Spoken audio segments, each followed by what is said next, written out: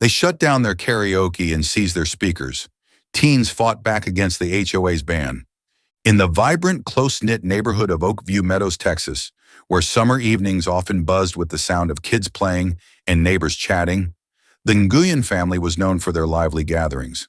David Nguyen, a 45-year-old restaurant owner, his wife Lynn, a 43-year-old hairdresser, and their three kids, 17-year-old Min, 15-year-old An, and 13-year-old Bao, loved hosting karaoke nights in their backyard.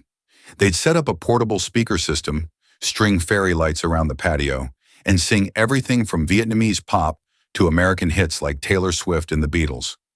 The whole neighborhood was invited, and the events were a hit, especially with the local teens who'd come to belt out their favorite songs and share snacks. Min, the eldest, was the DJ of the group, always picking the perfect song to get everyone laughing and dancing. But the Oakview Meadows Homeowners Association saw the karaoke nights as a nuisance.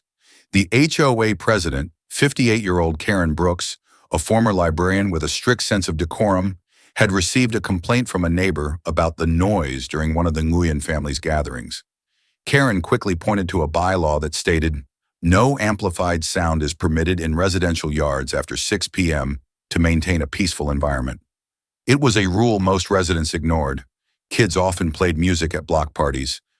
But Karen saw the Nguyen family's karaoke as a personal affront to the neighborhood's tranquility, especially since the music included songs in Vietnamese, which she privately grumbled sounded foreign. In August 2024, Karen sent the Nguyens a letter, citing the bylaw and demanding that they stop their karaoke nights or face a $900 fine for noise violations. The letter also warned that further infractions would result in confiscation of noise-making devices. David was baffled. Their karaoke nights ended by 9 p.m., and most neighbors joined in, or at least didn't mind. He called Karen, explaining that the events were a way to bring the community together and that they'd lower the volume to avoid disturbing anyone. He even invited her to join the next one to see how harmless it was, but Karen was unmoved. "Noise is noise," she said curtly. "Stop the karaoke or we'll take action." The Nguyens decided to continue their tradition, thinking the HOA wouldn't escalate over a few songs. They were wrong. On a balmy Saturday evening, as the Nguyens and their neighbors were in the middle of a rousing rendition of Sweet Caroline, Karen and two HOA board members marched into the backyard unannounced. Without a word, Karen unplugged the speaker system, grabbed the portable speakers, and ordered the board members to load them into her car. Min, who was holding the microphone, shouted, "Hey, that's ours, you can't just take it." But Karen ignored him, handing David a notice. A $900 fine for the noise violation, plus a $300 confiscation fee. The crowd of teens and neighbors booed, some yelling, "Give it back," as Karen drove off with the speakers. An, the 15-year-old, pulled out her phone and filmed the confrontation, capturing Karen's smug expression and the crowd's outrage. She posted the video on TikTok with the caption, "The HOA stole our karaoke speakers. This is unfair. Karaoke ban." The video went viral, racking up 12 million views in 24 hours, with the hashtag trending nationwide. The video ignited a firestorm in Oakview Meadows, especially among the neighborhood's teens. Min and An rallied their friends, organizing a protest the next day outside the HOA office.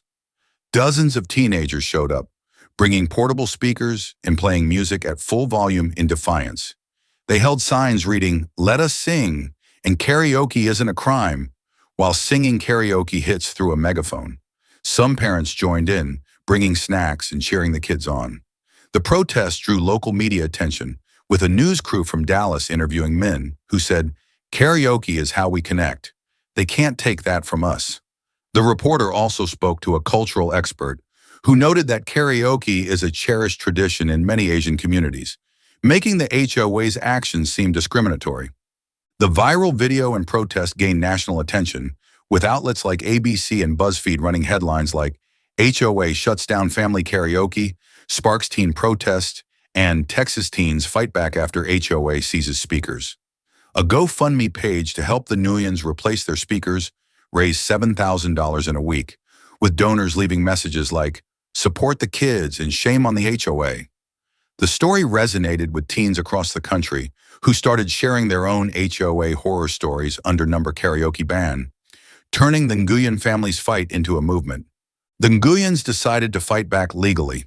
With community support, they hired a lawyer, Jessica Tran, who argued that the HOA's actions constituted theft and cultural discrimination, and that the noise rule was arbitrarily enforced, as other amplified sounds, like lawnmowers or block party music, were never targeted. The lawsuit sought the return of the speakers, the removal of the fine, and an injunction to allow karaoke nights.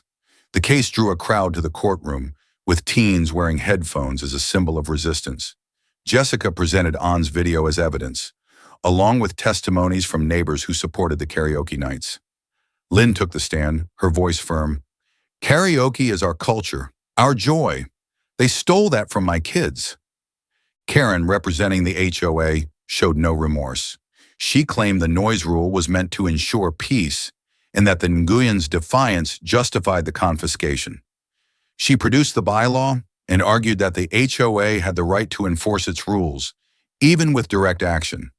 The judge, a rigid supporter of HOA authority, ruled in favor of the HOA, stating that the bylaw was legally binding and the Nguyens had been warned. The fine was upheld, the speakers were not returned, and the Nguyens were ordered to pay the HOA's legal fees, an additional $2,500 burden. The ruling left the family stunned, Min clenching his fists in frustration as they left the courtroom. The aftermath was tense. Karen remained HOA president, issuing new rules banning all amplified sound at any time, with fines increased to $1,800. The Nguyens stopped hosting karaoke nights, afraid of further retaliation, and Bao became quiet, missing the joy of singing with his siblings. But the teens of Oakview Meadows didn't back down.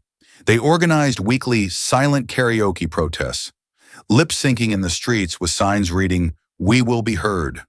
The number karaoke ban movement grew, inspiring other communities to challenge HOA overreach. But in Oakview Meadows, the fight for joy continued under Karen's watchful eye.